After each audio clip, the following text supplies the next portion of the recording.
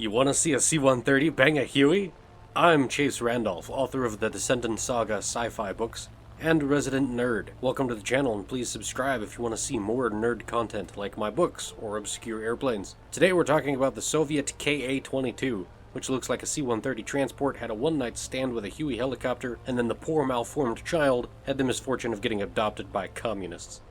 The Soviets built 4 airframes, and they first flew in August of 1959. They did a few test flights, and then these things that flew, I'm not sure if aircraft is the right word for them, they were retired 5 years later in August of 1964.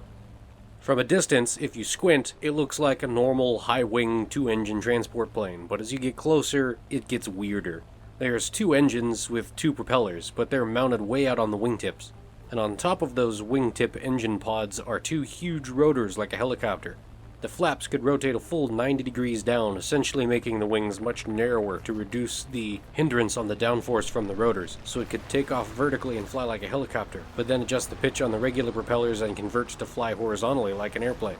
So it's kind of like an Osprey, except the separate props and rotors were more like a double gyrocopter rather than articulating the engine nacelles so that they were using one spinning wing to do both jobs. Anyway, that was a weird Soviet thing that actually worked.